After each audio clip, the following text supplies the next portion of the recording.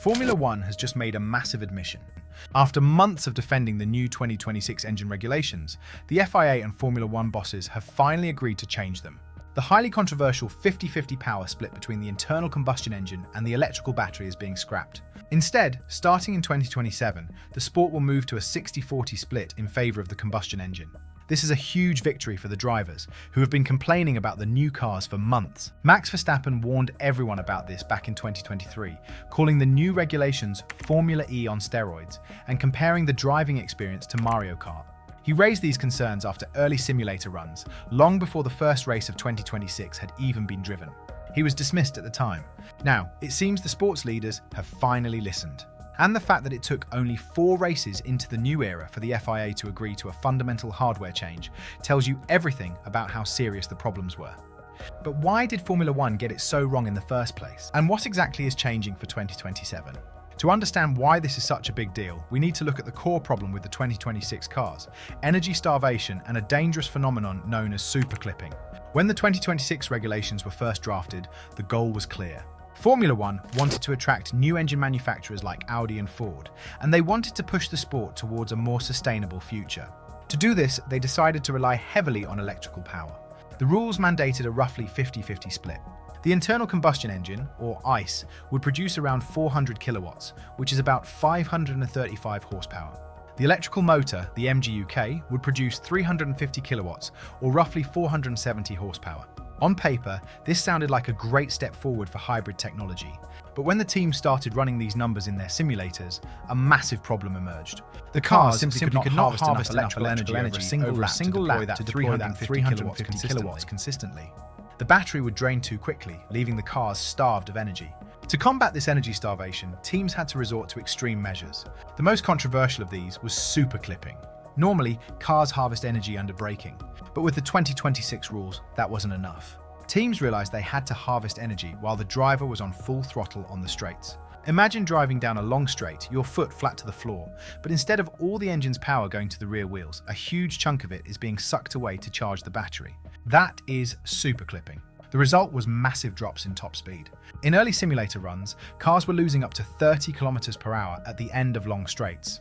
Fernando Alonso even joked that the Aston Martin team chef could drive the cars because they were so slow on the straights. But superclipping wasn't just making the cars look slow, it was making them dangerous. If one car is deploying electrical energy to overtake, and the car ahead is suddenly superclipping and harvesting energy, the speed difference between the two cars is massive.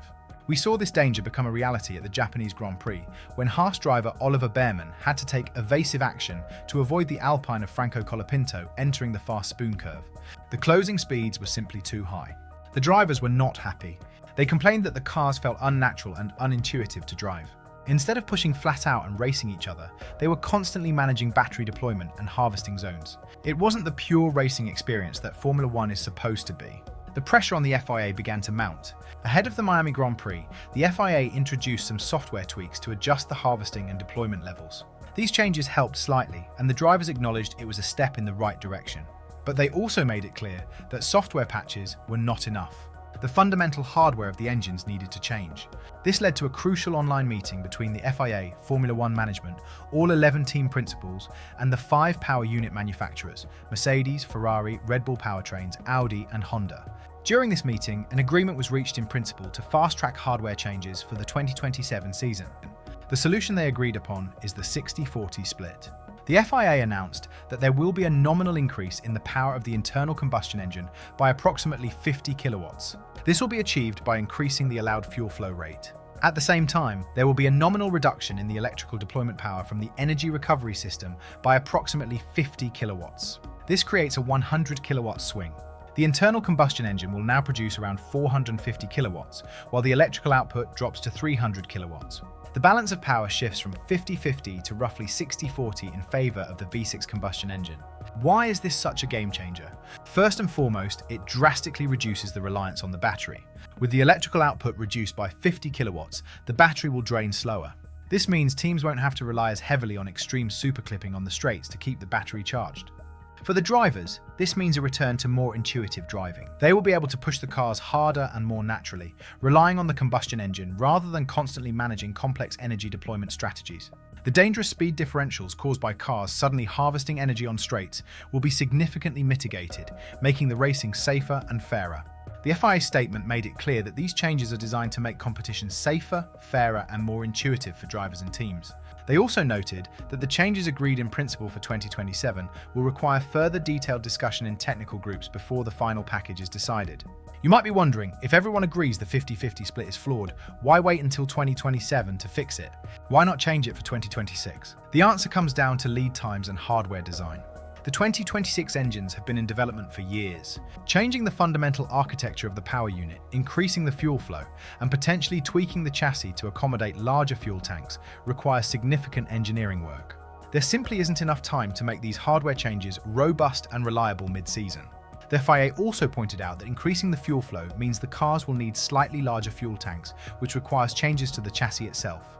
That is not something you can bolt on overnight. There is also an important competitive dimension to consider. Not all manufacturers are equally affected by the 50-50 split. Some power unit suppliers have done a better job managing energy harvesting than others. Any change to the rules shifts the competitive balance, which is why the FIA wanted unanimous agreement from all 5 manufacturers before moving forward. Getting Mercedes, Ferrari, Red Bull powertrains, Audi, and Honda to all agree on the same package was no small achievement, and it is a sign of how serious the situation had become that they were all willing to sign off on it.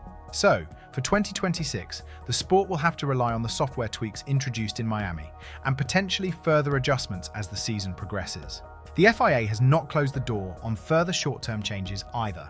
Improvements to the visual signalling measures, which help drivers and fans understand what mode the cars are in, are being evaluated for the Canadian Grand Prix.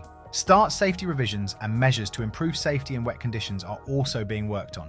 So, while the big hardware fix waits until 2027, the FIA is committed to making the 2026 season as good as it can be in the meantime. This announcement is a massive win for the drivers and the fans. It shows that Formula One and the FIA are willing to listen to criticism and act to protect the quality of the racing. Max Verstappen's early warnings have been entirely vindicated. The sport tried to push too far, too fast with the electrical component of the hybrid engines, and they have now realised they need to dial it back. The move to a 60-40 split ensures that the internal combustion engine remains the dominant force in Formula One. It preserves the traditional racing dynamics that fans love, while still maintaining a significant hybrid element to satisfy the manufacturers and sustainability goals. The next step for these regulations is to go through the formal governance process. The proposals will be evaluated in detail by technical groups, then pass through the F1 Commission, the Power Unit Advisory Committee, and finally the FIA's World Motorsport Council for a formal vote. But with unanimous commitment from the teams and manufacturers, this process is expected to be a formality. Formula One dodged a bullet here.